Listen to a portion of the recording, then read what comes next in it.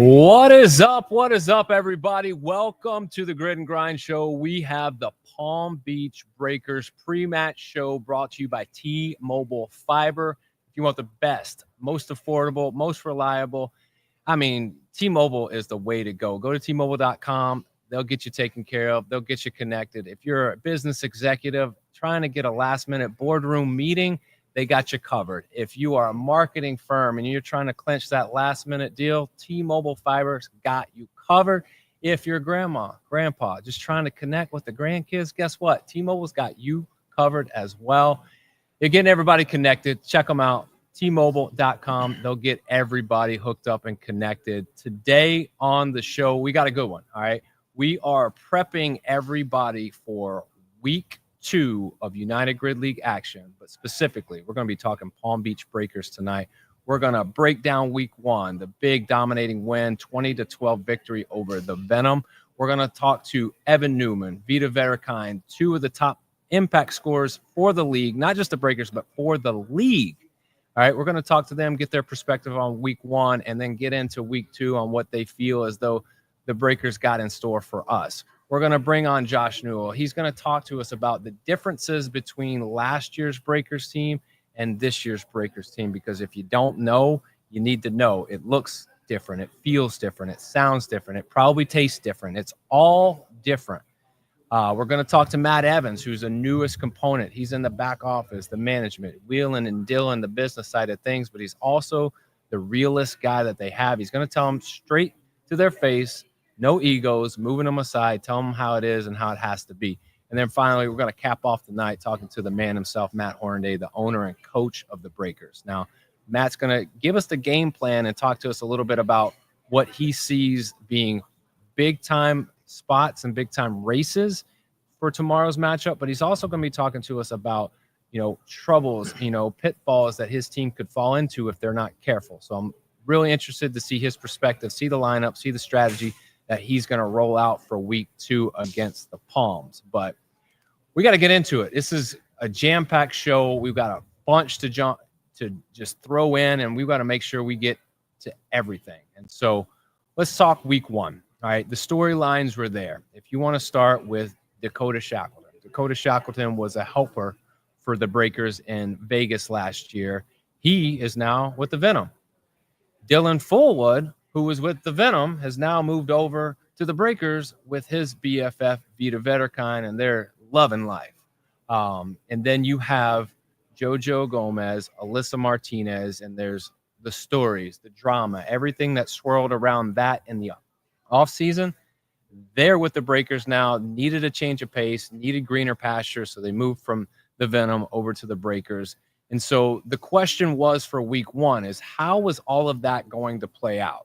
Were the egos going to be something that we're going to have to tackle? Were the time and reps and races that someone's going to be in going to be an issue?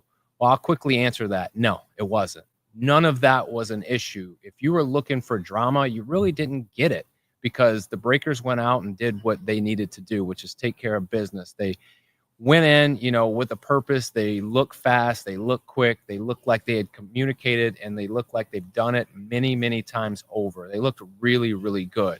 Obviously, when you talk to Matt Hornaday and some of the players, there's some things that they can work on, some things that they can to move forward with and grow on. But you couldn't ask for a better week 1 match. They took care of business, and really big reason that they were able to take care of business is for 2 people, Evan Newman, Vita Verikine.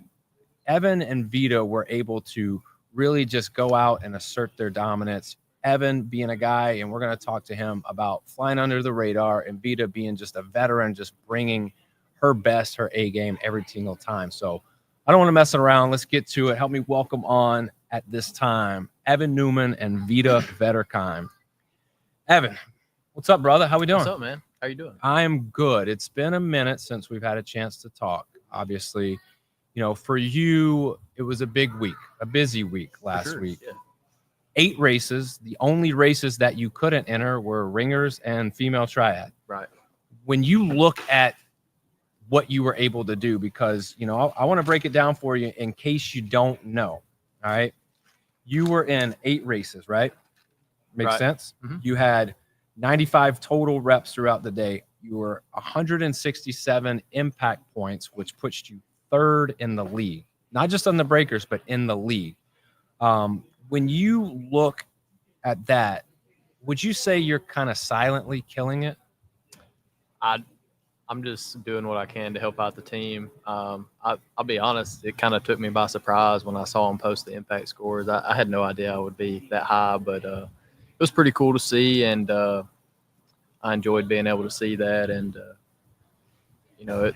it was cool for my family to see, being able to share that with them too, because they're very supportive of me. My wife, my dad, they were super proud of me to be able to show that to them. So it was all a really cool experience. But as far as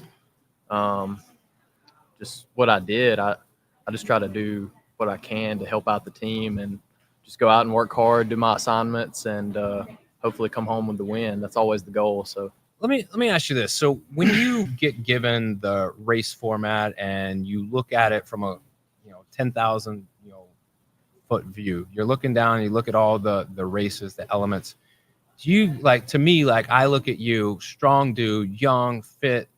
To me, it looks like you look at that and go, I'm going to dominate this. Do you look at the match formats and go, oh, this is going to be wheelhouse for me? Yeah, there's definitely some formats that I look at, and I know that I'm going to be better at some of the formats more than others. But I'll look and I'll be like, okay, I know I can help out here. I'm going to be really fast at this. This mirror looks good for me. I'll probably be here in this echo, so I can kind of gauge what to start working on that way. So the big question everybody wants to know is, has Evan Newman planted his flag in the grid and is put some respect on my name, start talking about me, or do you just want to keep sliding under the radar? Yeah, I think so. I think so. I think I've proved myself a little bit and proved that I kind of belong out here, and this is something that I'm good at, and I'm here to stay. Absolutely. Well, you crushed it. One thing before I jump over here to Vita. So tomorrow, you look at the match format, it's Ascend. Mm-hmm.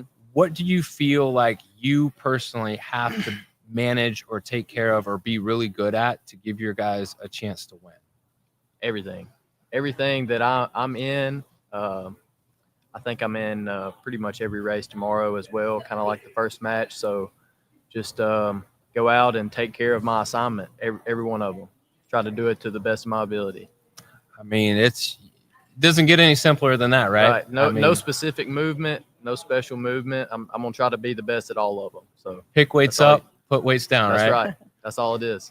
Well, Vita, let's talk with you a little bit. Obviously, you had a huge impact score as well. You were 157 impact points. You were 8th in the league. And, that is super respectful. I mean, because you've been in the league for a hot minute. You've been doing this for a while. You know what you're doing. How is it that when we look at you, you make everything look so easy? Is it just that easy? People tell me that, and sometimes I feel like I'm struggling out there. But I mean, like Evan, you just go out and grind and just do it, Just don't worry about the outcome. Embrace your it, part. and you're gonna hurt, it. So it's just knowing that you just got to get through it. So when you look back, you're 8th in the league with impact scores. That's up there. Do you feel as though Vita Vederkind has to be top 10 or high impact score for you guys to win a championship? No, I don't think so. Why is that?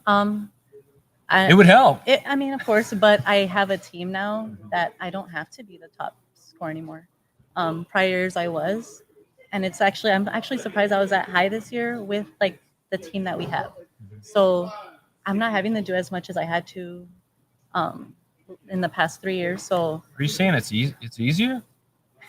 I was able to walk. It's not a day off by any means. I was able to walk normally for the next day, and that's a big plus. That was not the case the last 3 years. Woke up and you questioned how much effort you put in. You're like, what? This isn't right. I really don't think impact score high for me will determine if we win the championship or not.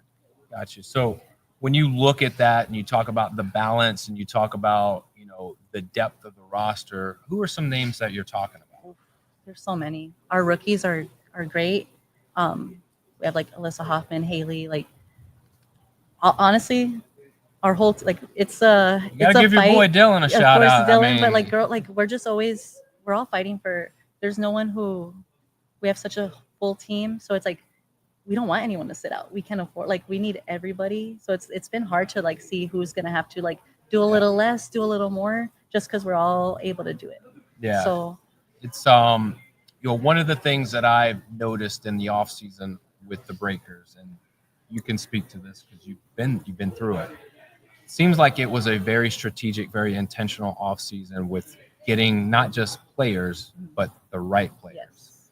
So when we talk about getting the right players, does that mean like I'm going out looking at the match formats and getting players for those specific movements, or does that mean culturally within the organization I'm getting the right people that mesh well and vibe It was a well? little bit of both. So of course the mesh well, because I think this year out of my 3 years, this has been the best team that we actually like we all like each other. Like we like to hang out, we have fun together, And that's something you take for granted a little bit, because not every team, and I'm learning this, they don't all like each other. They deal with each other. Yeah. They're like, and it's more not that like sibling rivalry where you're like, I love my brother, I love my sister, but we're gonna fight a lot. It's like I just can't work with this person. And that's not the case with us. Like, I mean, Evan will say the same thing. We actually like all like to be with each other, and we love just hanging out. So I think that's a big part of this. But when we were looking at that, and also just kind of feeling not specific movements, but just kind of like more maybe strength side, like just kind of finding that same type of athlete that we needed for the race formats coming up. Absolutely. So tomorrow, when you're looking at the Ascend match format, what would you say are some areas where you're going to dominate in? And don't be humble here. Like, be like, I'm going to kick, what in this. I get to handle the barbell a lot tomorrow, so I already know that I'm one of the fastest in the league with the barbell. So barbell cycling, you barbell got it. cycling. Evan, what about you? What are you going to dominate? Don't be humble. Give me like watch and mirror, watch and ladder, watch and something, because I want to see it. Hey man, I'm just like Vita. I love the barbell. Anything barbell, I'm all about it. I love the thrusters, love the front squats, love the cleans. I love it all, man. So if I can get a barbell in my hand, I'll crush it every time. What happens all right, so tomorrow, let's give you an example. Tomorrow, the ladder. It's not like a conventional ladder where the weight increases in every quadrant. Tomorrow, the weight's going to stay the same, but the yoke height is going to, ratchet up in every quadrant. What does that little twist mean, and what does that do? Is it make it more difficult? Is it just something you have to practice? Is the weight of the sandbag an issue? The weight of the sandbag isn't an issue at all. It's more the height of the yoke for sure. I think everybody on our team could clean a 200-pound sandbag. It's the sandbag isn't the problem. It's definitely probably the most technical ladder that we're going to do this year. The technique is really hard, especially if you're a shorter guy like myself. We have some tall guys, but we have a lot of shorter guys too. I'm only 5'9", so getting over that 71-inch mark is really hard for me. You almost have to push press that sandbag, and it's a really, really awkward position you have to put yourself in to do that. So it's very difficult. What I think becomes a challenge in this ladder is that if you're a technical lifter, this is very difficult, because technical barbell lifting doesn't necessarily translate into a sandbag lift, because the sandbag it's like grunt work. Like it's grimy and it's not very sexy, and you just got to kind of get yourself in not the greatest positions in order to get it up. Exactly. Now, there's a lot of technique that goes into once you get it up and getting it over and those things, but I think that's where there's where a challenge can come, is when you have these strength specialists go out and they're thinking it's the same technique and I can take the same setup and whatever that I would with a barbell, and it's just not the case. So, but Vita, we see another component tomorrow, the flip sled. I don't know if it's something you're going to be trying to throw around. Is that we're going to see you doing we'll a little? see. Okay. We'll see. All right, I got you. I'm going to ask. That's a fun part. No one really knows what I'm going to do now because we have a lot of strong girls. So it Wow. could be really anywhere. I'm going to ask you about Yeah. it. So the flip sled, all right, it is, a unique apparatus to grid. We've seen it on the grid before. It's been out there before. It combines a deadlift, a hang clean, and a press to get it going end over end. For you, is it as technical as, or not as technical, but like, is it as grimy as a sandbag to get it up and over, or is the weight an issue, or is it just, I just grip it and rip it and like it? Rip it and rip it. I mean, I even do that with technical movements. I mean, have you seen No my cleans? thought, Like just I have no right technique into whatsoever. It's all. I mean, I probably have the worst technique ever, but I'm able to be fast and strong with it. So and you could tell, because this is the worst format for me, is when I get to sit next to you two and I like think I work out and then I realize I don't do what they do. So, but here's the thing. It's, as you can see in the background, Valor Fitness, Seminole, Florida. We're gonna get a chance to see it all go down. So you brought it week 1. We get to see it in play week 2. I'm looking forward to big things from you, Evan. Big things from you, Vita. And I wish you guys the best of luck tomorrow. And hey, go out, dominate. And when you do, we'll come back and we'll talk about it again. awesome. Thank all right. you. All right. Best of luck tomorrow. Thank you. Yep. Thanks. That's Vita Vetterkind and Evan Newman of the Breakers. It's one of those things where you get athletes and they come on and they get in front of a camera and they start becoming very, very humble.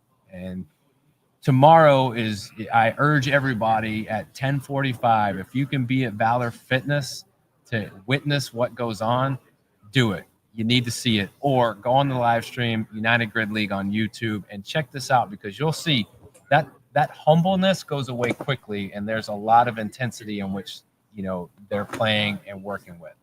So, the interesting thing here is the Breakers are now 1-0. And, I mentioned earlier that it looks different, it feels different, it sounds different, and it probably tastes different. If anybody's tasted it, it's going to be my next guest.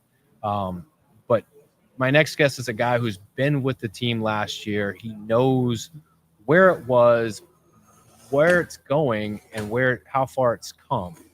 And he can also give you some insight into how that blueprint was made to make this a championship caliber team. So at this time, help me welcome on Josh Newell. What is up, man? What is up? Happy to be here. Man, one of my favorite guys to bring on. Like, you're very just down to earth, easy to talk to. When I see you, it's just like I have a little bit of just like relaxation. So I appreciate it, like, man.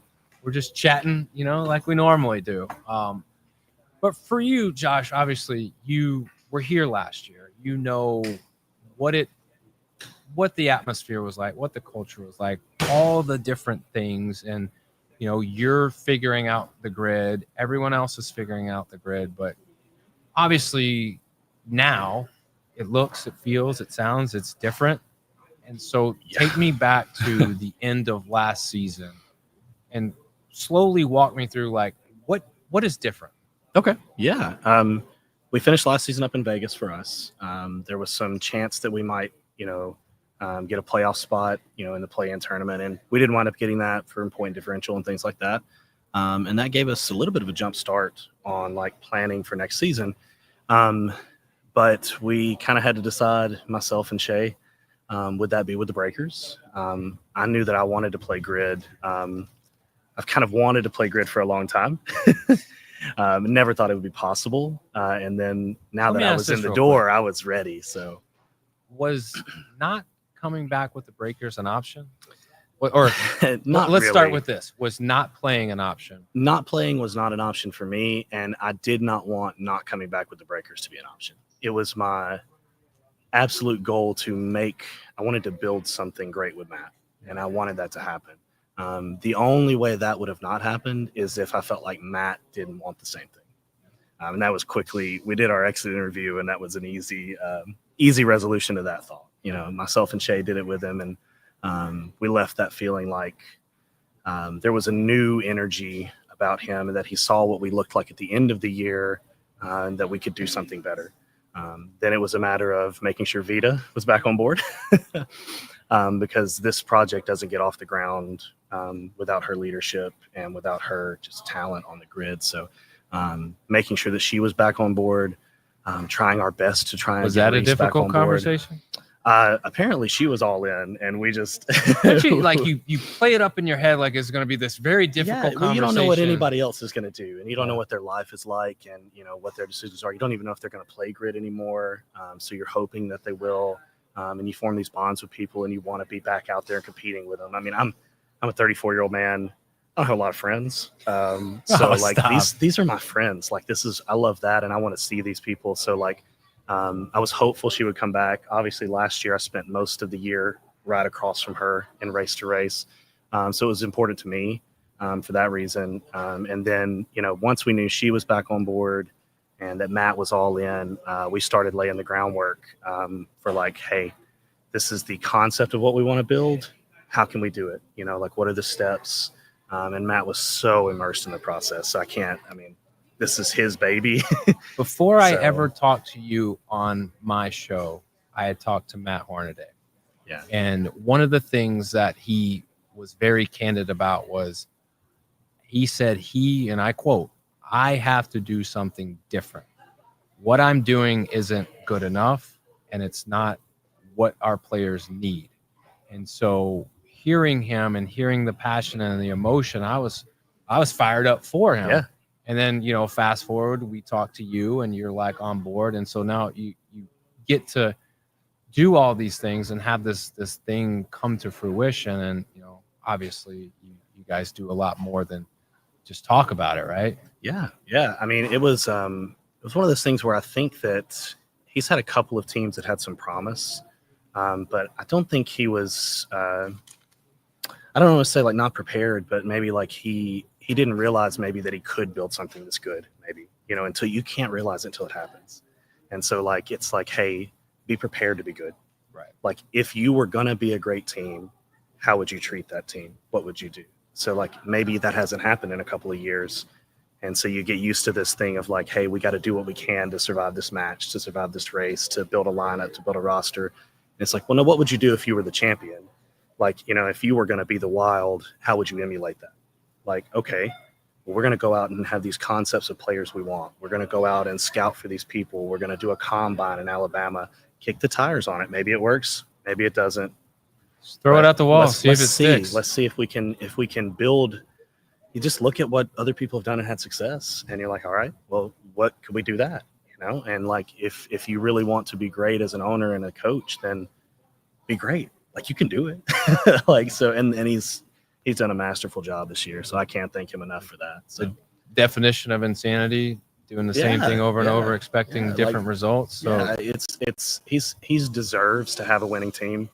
This is one of the best guys in the league, hands down. And you'll ask anybody in the league, they'll tell you that. So, and these players, Vita, JoJo, Alyssa, these players that have been on a couple of, JoJo and Alyssa have been on the championship team, but they've also been on some teams that have struggled, and so like they deserve to have a better outcome on their season. Like Absolutely. All of these veteran players, like they deserve to have what their talent, kind of earns them.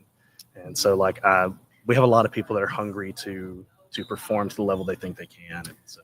You talk to JoJo, you talk to Alyssa, you talk to Dylan, they came here not because it's just a great place. Yes, it's great, but there's opportunity to win. Yeah, for sure. And so when that is in the picture, like it's hard to say no to that. And win because of them.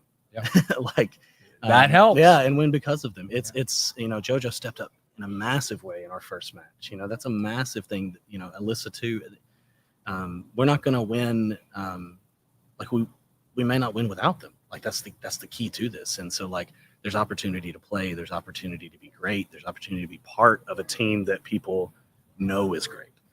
Like, and so like, and we have a lot of work to do to get to that point because we're still building this. But I do think they know that, and they know what it looks like because they've been on a championship level team. So, just think last year at this time, would you have thought you're going to be here at Valor Fitness and walk through, run through? It's unbelievable the difference, from this year to last year as far as, And we had a lot of rookies, and we had some different leadership, and maybe that leadership was not the direction that those rookies might have needed.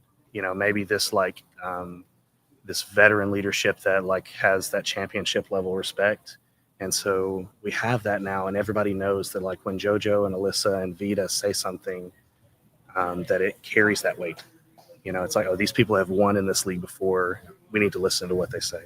And it just matters so much. And I hope that on some level, even though I was a rookie last year, I soak up everything I can. And so I'm trying to absorb, like I said about, the Wild, I'm looking at everything they did, and I'm like, all right, this is how you win. This is how you do this. I'm looking at the Sharks. I'm like, all right, this is how they did this.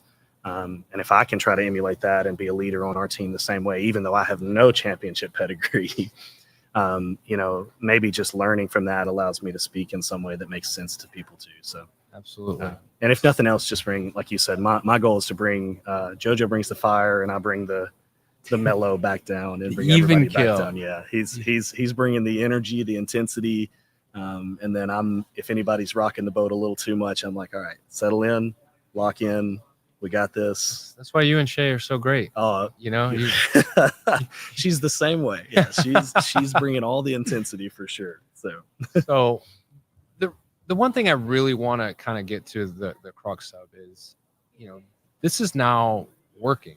It's hard to say, and it's hard to defute, the fact that you're 1-0, played very well in week 1 against a good Venom team. And so this blueprint is working. Now, you have combines in Alabama. You do preseason matches in Atlanta. These are out-of-the-box ideas that other teams, to my knowledge, they're not doing or have done. Right. You're branching out. You're putting eyes on the product, and you're getting new talent. You're getting guys like, Billy Shelton. You're getting Andrew Dodd. You're getting a Nate Cobb. And, those people are huge. You're finding Haley Bookers, unbelievable talent, just by opening the doors up in a different location. So when you look at the blueprint, when other teams copy this, because they are, is it going to be as successful as what you guys have done? Or does the people matter? Well, it won't be the same, because the people are what is making this particular instance work. Right. Will it be successful? That depends on, what you determine success. If we're looking at championship or bust. What is success in your eyes? To me, we've already accomplished a lot more than, looking at where we were last year and coming to where we are this year. There's a level of success that has already happened here that can't be denied. And the way that I feel about this season versus the way that I felt during last season personally is successful. There's just no ifs, ands, or buts about it. Regardless of the results that may happen on the grid or may not happen on the grid.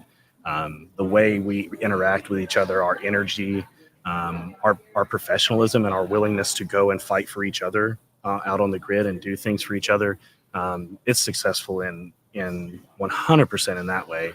But if a team is looking to build a championship, it's going to depend greatly on how successful they are in recruiting the talent and the roster and the fit.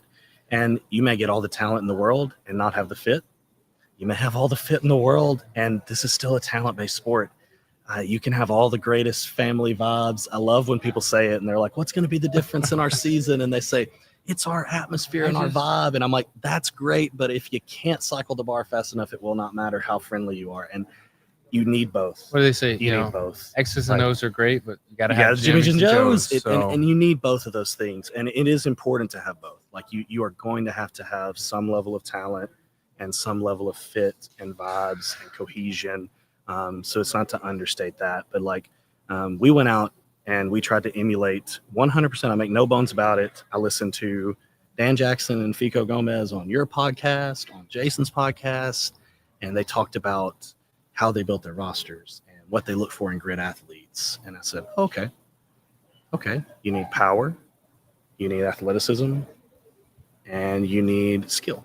That's basically it. And if you have one in excess, you can have a little less of the other, but you need people that bring that to the table. What if you don't have a lot of I have a chance? I have a Hey, little bit look, of if you some can of it. get into one of those, it's like a Venn diagram. It's 3 circles, and if you're in the middle, you're the apex MVP of the league. You know? Oh man. You So can do what everything, what right? what I hear you saying is there's a chance. There's a chance, man. So I mean, like we tried to with our combine and with our scouting and like what we were looking for is we were trying to have a concept of a person rather than going out. I think sometimes maybe people will say, hey, we need to get somebody who can do this skill. Right. And we went more for let's get a person who brings these things to the table. And when we give them a skill, they'll be able to learn it because they have athleticism. When we give them this barbell that's this weight, they'll be able to learn it and be able to do it because they have power. And when we give them this gymnastics complex, they'll be able to do it because they have skill. Not that they can already do that thing and we're hunting that movement. We're hunting this concept of a person that's really good at grit. And so like when you get people like a Haley Booker and we give her a new skill, she can learn it. When you get people like the mystery man, Nate Cobb, who we say, hey, this guy's got a lot of athleticism and a lot of power. Maybe he can do these things and you may get to see that soon.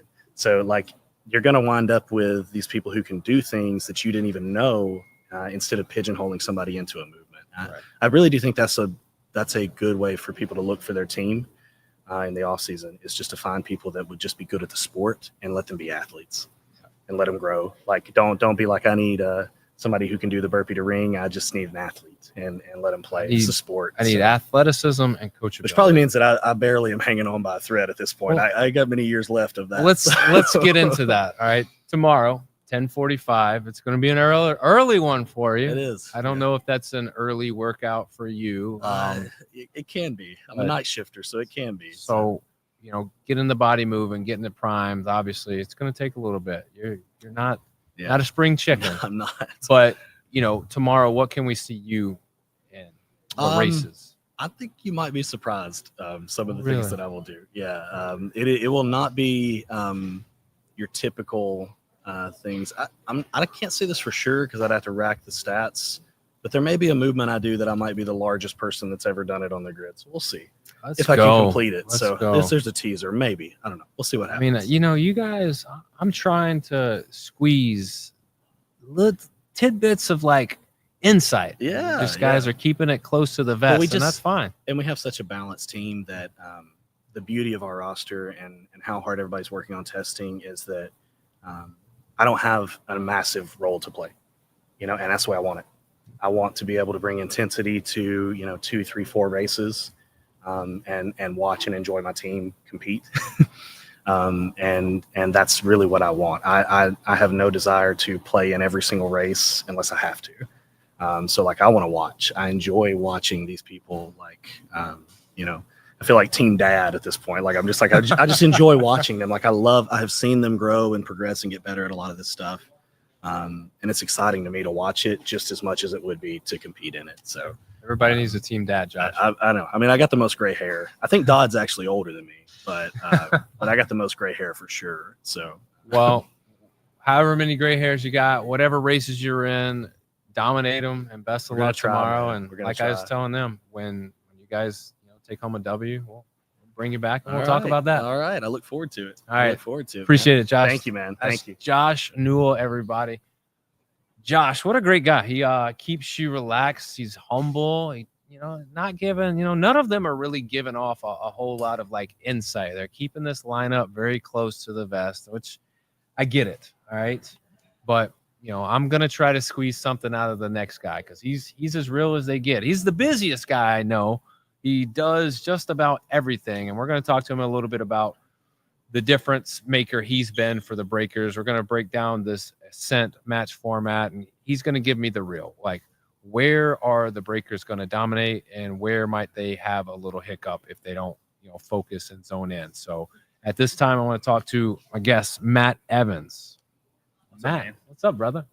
It's in the same room finally. Like it's we've talked on screen a couple of different times. We talked on the phone a couple of different times, and you are who you say you are, man. I mean, that's appreciate that. But obviously we got to talk. You come into a Breakers organization, and not that they were floundering, but needed some direction. You're a guy who is I'm going to tell you how it is, and not because I'm being a jerk about it, but because that's who I am and that's how we need to communicate. you come in and like, what's the goal immediately? Was there a goal, or is it ongoing, or is it, this is my job and this is what I stick to, or has that role kind of progressed as you guys have gotten into the season now? It's a good question. I would tell you that it started in Vegas with the first part. Well, there's always been jokes and talks about, like, with my wife and some of the staff, ways I've helped out the league and being a part of it. Right.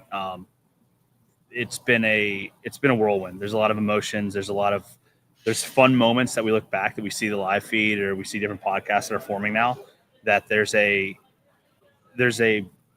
shift. I think we talked about that earlier in the season or preseason. There's a shift of where the league is going in direction. And Matt and I were having a discussion in Vegas about specifically what I thought the league was going, which I felt very privileged to have somebody ask me that. And I kind of alluded that I've always wanted to own my own team. And now I know how hard that is. So I had different conversations with Mather, with Ruby, my wife, about just like how to get involved on a different level, right? What's the next job I can go be, a master of one, or whatever that saying is, right? Yeah. And I said, I think it'd be fun to get involved with the team. And Matt Hornaday was also at Vegas and helping on the sideline at one point, or at Champs. He was helping at Champs, and he got wind that I wanted to get involved. So there was a discussion with him and among other team owners that I wanted to possibly learn about the back end part. Like, I love sales. I love networking. I think it's no joke or no surprising when I love talking. But it was one of those things where I was like, hey, like, I think let's have a discussion. And there was one time, and I think it had been December, where Matt and I just started, like, I called him up and he's like, hey, actually he texted me and said, hey, we were going to have a discussion about getting involved. And at that point, like, I didn't really think about the Breakers. I knew a couple people on the team, but I'd always had a lot of respect for Matt. And he came to me and said, what are you about? What do you want to do? Oh, how long do you have? Yeah, right. And I said, well, here's where I think I can impact an organization. Like, this is where I want to play, and this is the role that I think I could fill. I would love to learn to coach. I'd love to learn about strategy. I'd love to learn about, how you run an organization, a company. So coming from, a long line of entrepreneurs and business owners, like, I was like, this is a simple process, right? And when you have a lot of blood, sweat, and tears go into not just the Breakers organization, the Grid organization, but an idea, a thought. The one thing I kind of talked about was like, hey, let's just execute. Let's get on a path together and let's just execute simple tasks. And we started out with, hey, what does the Breakers need from a organization standpoint? And I was like, what's our mission statement? Like, what do you believe in?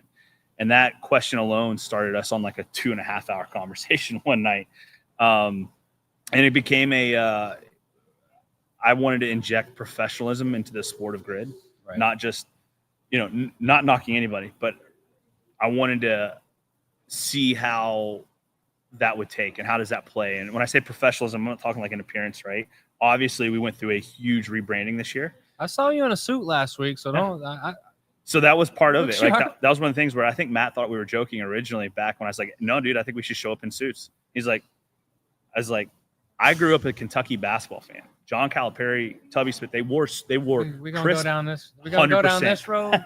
But they all wore suits, right? Basketball coaches wear suits, and I was like, it's Grid is founded on the ability of a basketball format, size court. And I was like, let's try that. And so we ran with that idea, and it became, well, what are we going to have to do? And I was like, how's the roster? Like, can I help there? He goes, yeah. So then we started making phone calls, and it was literally just executing, calling people, figuring out where they were at, having hard discussions with some of our current players about their attitudes and mentality last year, and how to bring that into what we wanted. So we wanted to create a professional organization, built with integrity, built with passion, somebody that is not afraid to say, hey, I want to do this, but I'm going to do this full time and not just as a hobby. Right. And when we started talking about that, the biggest way that I can impact the Breakers organization was alleviating a lot of stress off Matt. He was doing everything. A lot of owners do everything. They do everything from the sponsorship recruitment, the player management, the emotions. Like there's certain people that are a little more emotional than others, right? So now you have to bring that into factor, and then on top of account for that. Yeah, and then the lineups, right? So all that stuff came into play, and I said, hey, I can really help you here, and here. What we ended up doing was there's a couple people recruited, and I had no idea what the recruitment process looked like. I had zero idea. And Hey, so you want to play? Okay. Well, it was that, but it was also like, all right, so we just talked about what our mission statement was, what the Breakers need to become. And then it became all right, we're gonna talk about our passion. We don't care about people's skill. Like we did. Like but that was not a forefront. That's not a, hey, send us your testers and like we'll talk to you if we're interested. No, it was, what are you about? Like, can you train this way 6 months out of the year? Or do you want to train 6 months? Do you believe in this sport? Do you want to be a part of a team? Or do you want to go down the road of an individual sport and try to be the best that you can be and potentially make a regional competition in whatever respectful sport you're doing, right? The cool thing is we got on a couple calls together, and Matt gave me trust off the bat, and so I took that to heart. And it came down to execution. Hey, I'm going to deliver this, and I'm going to do exactly what I say, and we did it. So we got most of the players we wanted.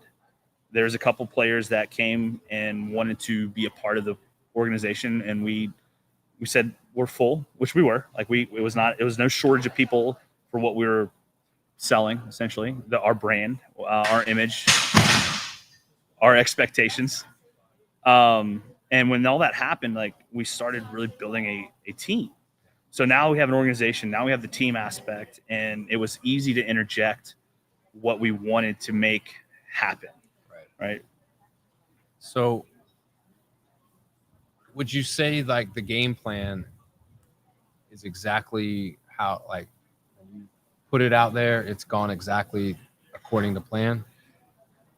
Or is it kind of fluid? And my gut answer to that question is, yeah, pretty close. And I say that because we don't have a retired games athlete, right? We don't have somebody in their own right that has a massive following that has gone through gone through years of sports, or we have elite athletes in their own respect. But we said we wanted a team first mentality. We've got a team first mentality.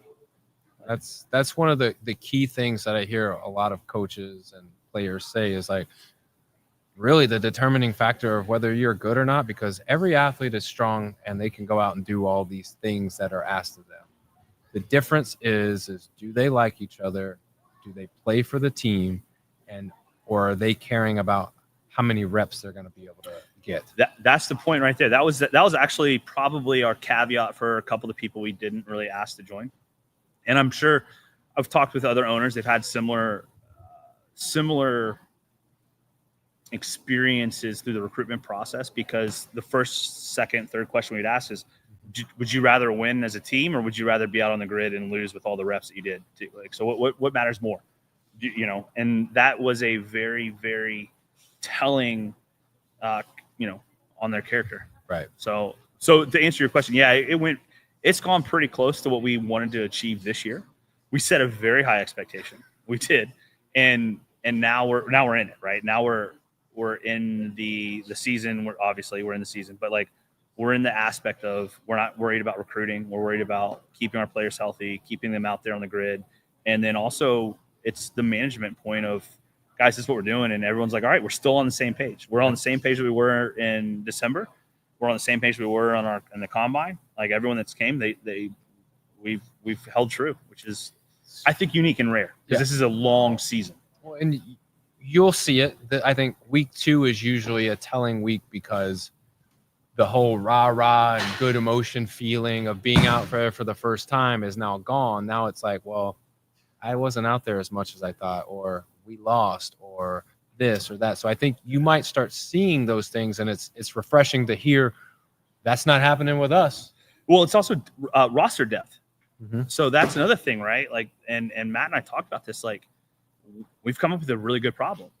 We have a full roster, so we know right now, like, if someone can't come to the match, we factually know that we have options, and we're not shackled by our the depth and the number of players on our team.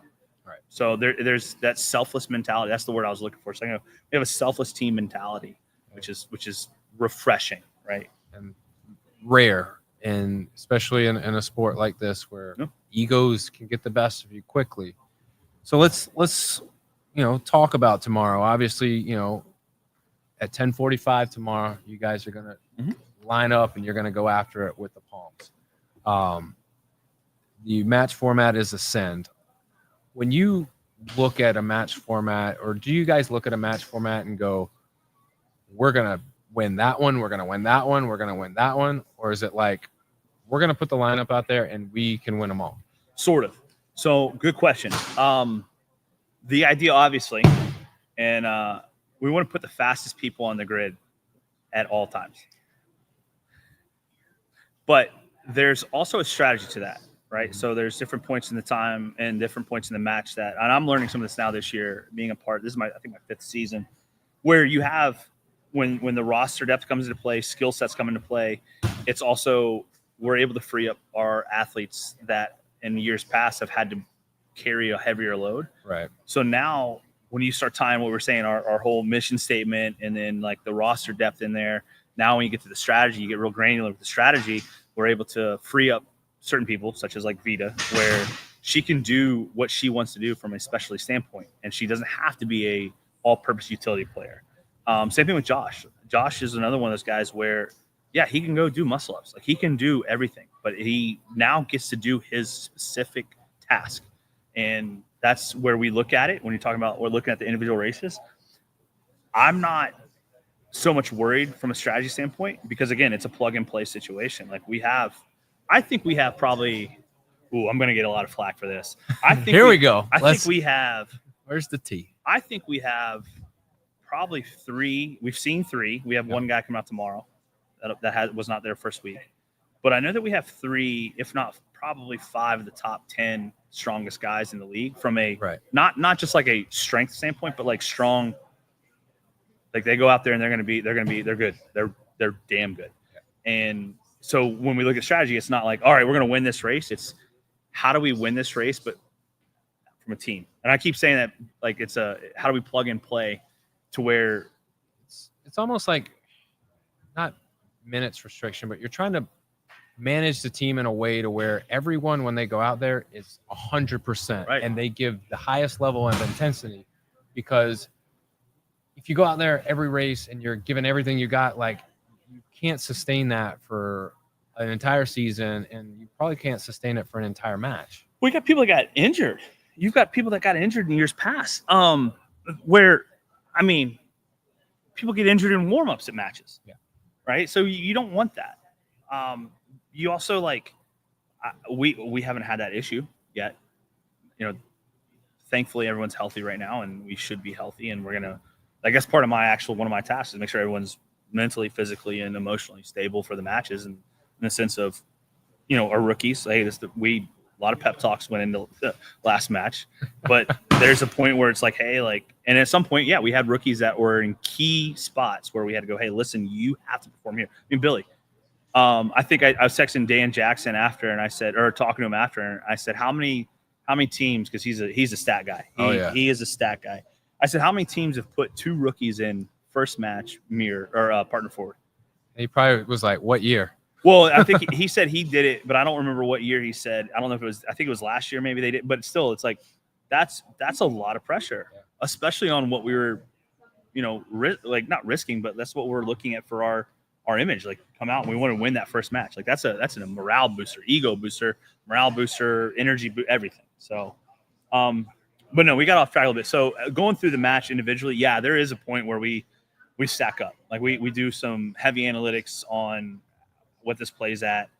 Josh is also incredibly analytical. JoJo. I'm learning that Josh, I'll wake up to 60 DMs from Josh because he's wanting to know about a stat called WAR, or he wants to know what I think about this. And I'm like, very deep stuff. So the analytical side, he soaks that stuff up. Well, and now what's really cool is this year you go back and you look at the power rankings, not the impact score, the power rankings of all the teams. And I know the owners are privy to the match times, and you can get a ranking that way. You can see across like the chart.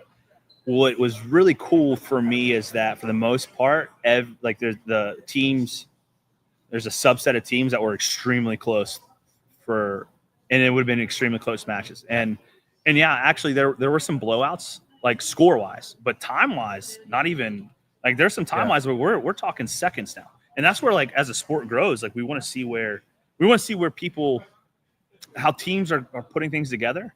I want to win every possible race. I want our team to win every possible race.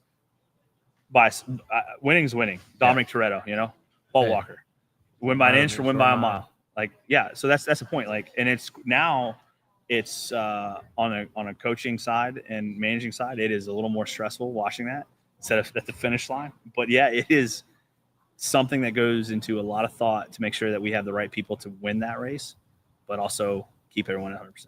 Do you look tomorrow and go, the Palms?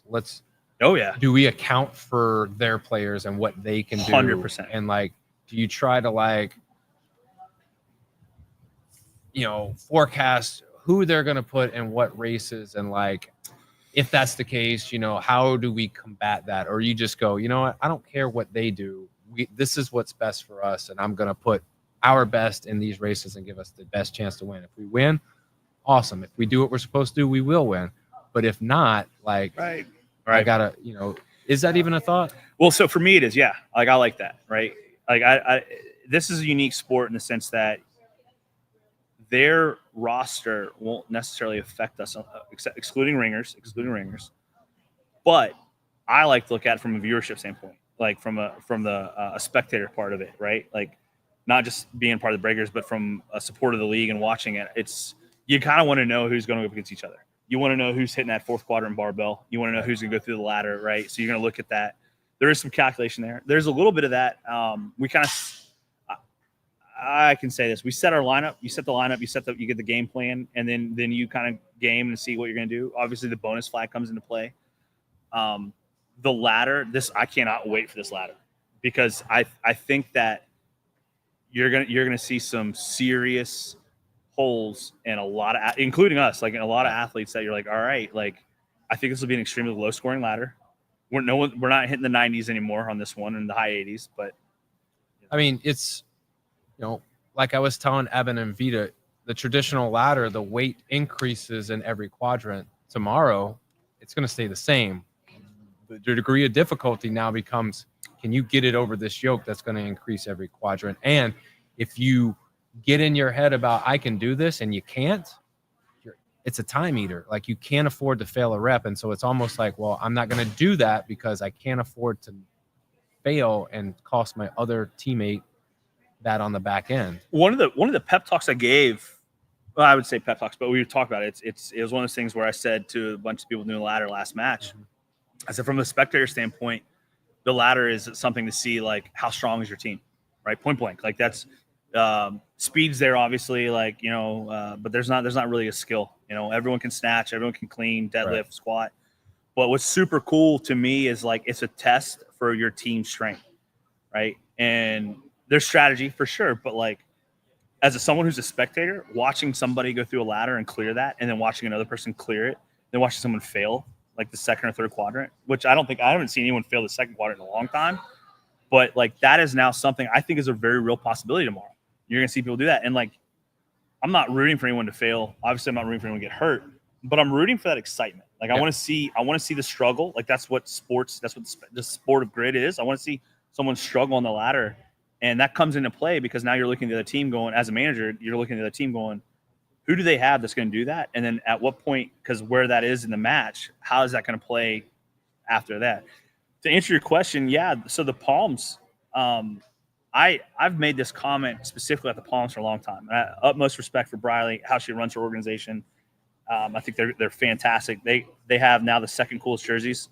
It's a hot take, I know, but the them whites, them whites are well, I found out, I didn't know this until literally the night before last match, that they also did an alternate jersey.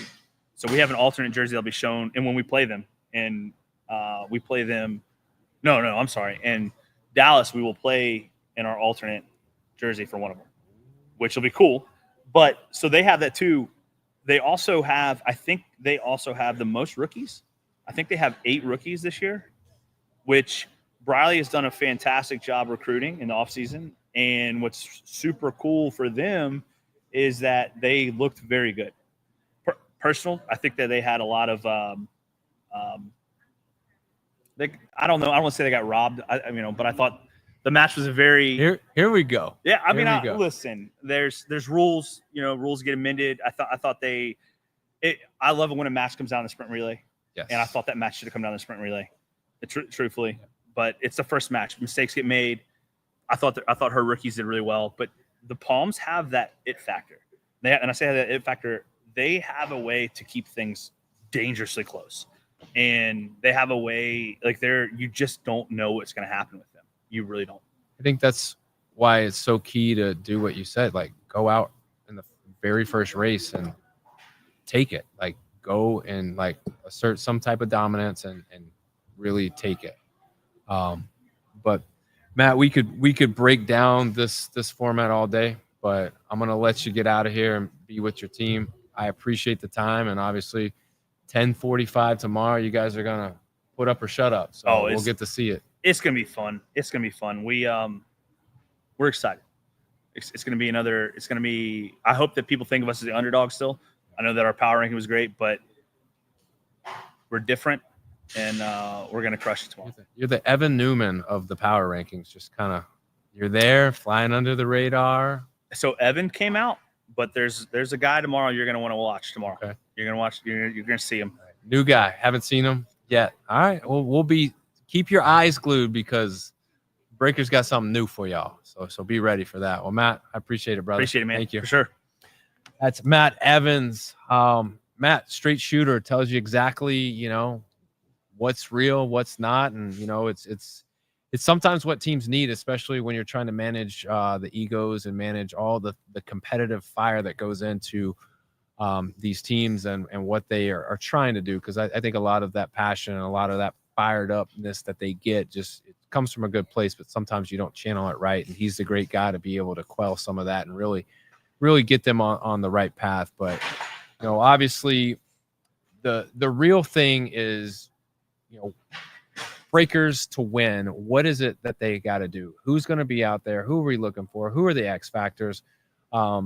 We've broken down the week one. We've talked about how we've gotten here, but now we've got to talk, very detailed, very specific about tomorrow and what we're going to see on the grid. And so at this time, I'm welcoming in Matt Hornaday, the owner, coach of the Palm Beach Breakers. Matt, dude, what's up, brother? Good to see you in person, man. I know. And, you're just as great and as personable on the computer as you are in real life. So you are a man of you are who you say you are. So I can appreciate that. Obviously, like you get into town, you get to come to Valor here in Seminole, Florida, and it's a familiar place for you guys. It's I wouldn't say it's home because it's not home for you, but like for the Grid League, it is a place where you've hosted a lot of matches. What is it? Is it nice to come back here knowing what you're getting into? Because like last week you were in Miami, like you've been to Miami, but you might not necessarily know the exact venue that you're at. And then in a few weeks, you're going to head to Dallas. It's going to be a new venue, but coming here, you know what it's all about. You know what it's like. Is it easier to prepare for something like that when you know where you're going? So good question. I'd say for us, we're traveling for everything that we do in this sport, right? So we're used to staying in an Airbnb or staying in a hotel, and we're used to just navigating a new venue. The awesome thing about here is that, we've been here multiple times before, so we understand it. We know what's going on. It is cool, at least for me, that I only have to drive 4 hours. Some of my other athletes only have to drive 3 to 4 hours. Our athletes from Alabama, it's about a 9 to 10 hour drive for them. Right. So still a little bit longer on their side, but it's a relatively central location for us, so makes it easy. We've got places that we've been to since we've been here multiple times, so we know which restaurant we're going to go eat at. We know we're going out. Know the right spots. Exactly. The Tampa Bay area's got some spots now. Like, if you want to talk about spots, we'll talk about that off air. But You guys are speaking of eating. You guys want to eat tomorrow, and like that's like tomorrow's a match format ascend where it's. I don't know. Would you consider it to be more strength based, or is it a little combination of everything? Like they changed it up this year. So if we think about some of the things that they did, when we talk about the ladder, right? The ladder is now more height based than it has been in the past. And then if we look at something like echoes, they added another like body weight movement in there with the handstand complex. And so they're making that more gymnastics based as well. And so to me, it was like they're trying to balance this race out a little bit more than what we had seen in the past. Yeah, I think if you are a utility specialist and you're good at a lot of things and you have some strength behind you, I think tomorrow is a really good opportunity for you to really showcase what you can do. That doesn't mean that if you're a strength specialist, you're not, because you're going to flip sled in there.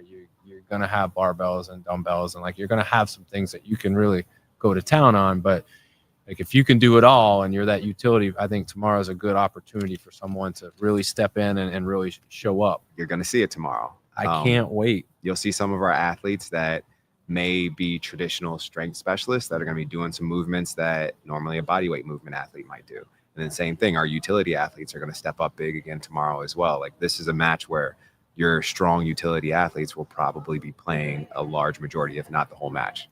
Let me ask you, so, obviously if you've been in grid, there's social media, there's chirping, and there's this and there's that.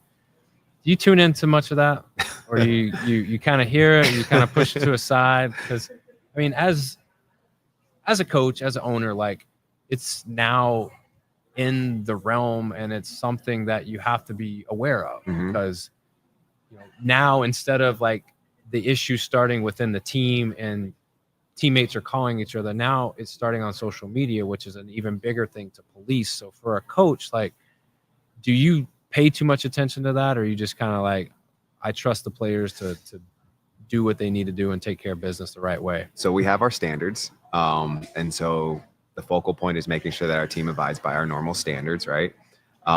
Every once in a while something's going to come up that somebody might want to chomp at the bits and say something about.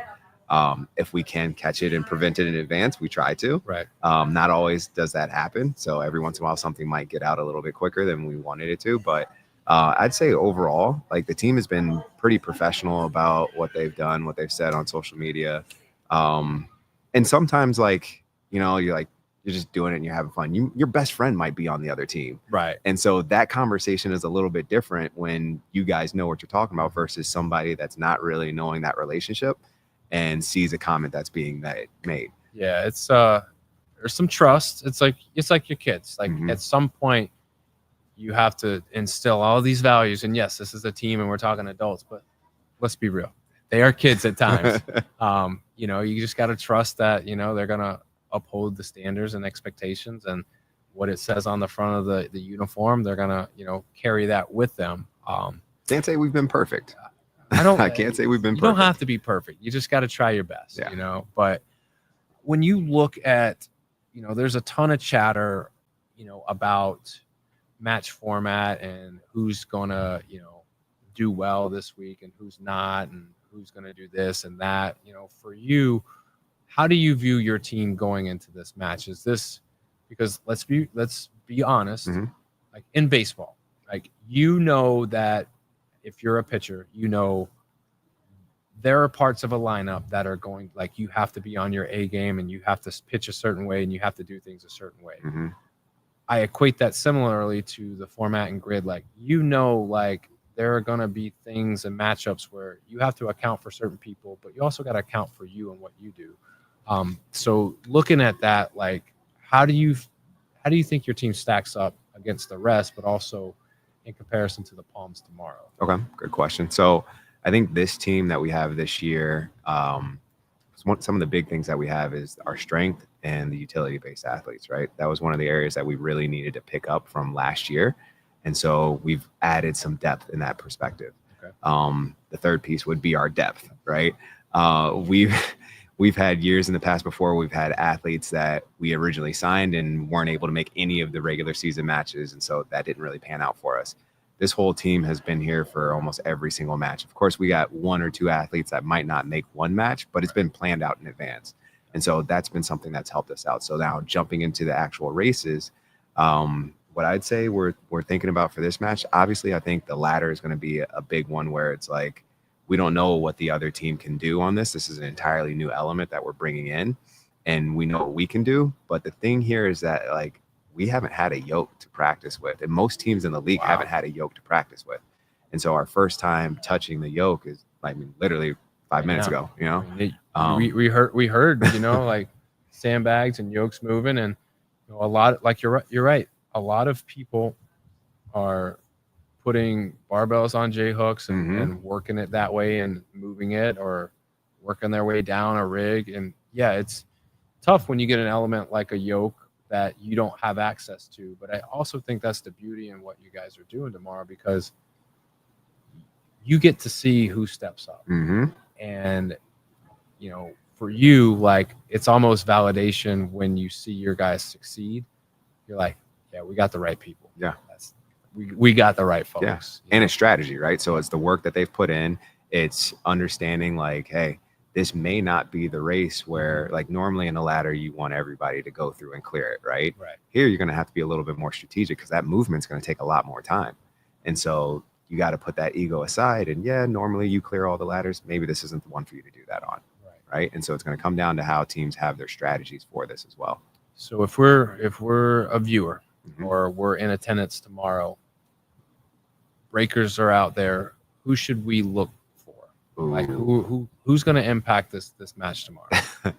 Ooh, all right. So and don't say everybody, because that's I want to, but I'll give you guys some names that you might not have seen already. So Nate Cobb, he didn't play in the first match. He's a rookie, so nobody's seen anything of what he could do on the grid yet. But he is a force, and he's going to be playing a good amount tomorrow. Nice. So you guys will see him. Haley is another one. Haley Booker. She is last match. She played in one race and 2 elements, right? But she crushed it. Right. I mean, I've watched the video multiple times, and I'm just like seeing somebody perfect their elements. That was perfect. So she's stepping up this week. So she's going to be in 3 races this match, which is going to be a big increase for her from what she's done in the past. And so there'll be 2 to watch out for that you guys haven't seen a ton of already. And again, I'm trying to not go down the list, so I'll stop there. But I hear you. I mean, you could really throw all the names in a hat, pick one out, and go, yep, they're going to be impactful, and here's how. Yep, they're going to be impactful, and here's how. And once again, validation to the work that you've done, validation of what Matt's done, and just the blueprint of success that you've had so far. I'll ask you one question. I'll let you get out of here. All right. For the Breakers to win tomorrow, what's the most important thing that you guys got to focus on and take care of? Nail our assignments, eliminate our missed assignments, and prevent any no reps. Everything we've done in practice. We've ran this stuff. We know what we're supposed to do. And so we know what we need to do, and we'll be fine. As long as we execute the way that we normally do, we shouldn't have any issues. Well, it's going to be interesting tomorrow to see. Obviously, you know, the Palms, you don't want to take them lightly. So you do want to come out. You want to come out with a fire, and you want to just perfect everything and come out the right way. So yeah, best of luck tomorrow. I appreciate it. And we'll touch base. Awesome. All right. That's Matt Hornaday, everybody, the coach and owner of the Palm Beach Breakers. Man, it's a jam-packed show as we come to close it out. I mean, obviously, you know, tomorrow is going to be a big day. To me, it's separating contenders from pretenders. The 0-1 teams, if they don't win tomorrow, it's going to be a really tough hole to get out of. The 1-0 teams, if they win, they can really push themselves in a really good position for a playoff berth at the end of the season. So tomorrow, if you don't have anything going on, come out to Valor Fitness here, Seminole, Florida. Come check out all the action. The Breakers are starting things off against the Palm at 10:45. It's going to be awesome. It's going to be wild. If you're someone that can't make it out, head over to YouTube, United Grid League on YouTube. They're going to be live streaming every match, starting with that Breakers match at 10:45. But, you know, I would be remiss if I didn't take some time here before we close this thing out and give some thank yous. You know, I got to thank Evan Newman, Vita Vetterkind, Josh Newell, Matt Evans, Matt Hornaday for being guests and joining us. Obviously, you know, taking time out of their day. You see the background. It's, you know, they come in, they get ready for a walkthrough. They're doing the walkthrough. They're doing the show. It's just awesome that they can, spare a little bit of time to talk to us and give us some insight on tomorrow's match. Big shout out to Jen Powers, the owner of the newest Grid League team, the New York Wolves. And if you don't know Jen, like her passion is electric. You check them out on Instagram, New York Wolves, and you'll be able to, see all the things that they got going on. And I will give you a little plug. If you're a coach, someone who's wanting to get into grid, hit them up on Instagram, and she can talk to you about what positions they have available, coaching, management, and even players. Obviously, no players that are in the league currently playing for a team, but if you have played grid and you're no longer playing, or you're someone out there who wants to see what this is all about and think you might, this might be a good fit for you, talk to Jen, New York Wolves on Instagram, and set up a time to come interview, set up a time to come, show your skills and see what you got. You never know. You might end up with a spot on the New York Wolves, and you might be right here behind me next year in 2026 on the grid. Big shout out to Beth Weber, production. All this that you see, the cameras, the audio, the equipment was all set up by her. I learned so much from the audio and visual side of things tonight. Like, it has been phenomenal, and she's been a huge help today, and I couldn't have done it. We couldn't have done it without her, so I appreciate that. Shout out to the Grid League for allowing us to come in and really, showcase the league, and Valor Fitness for providing us the opportunity to stay late and be on the grid. I appreciate everybody's support.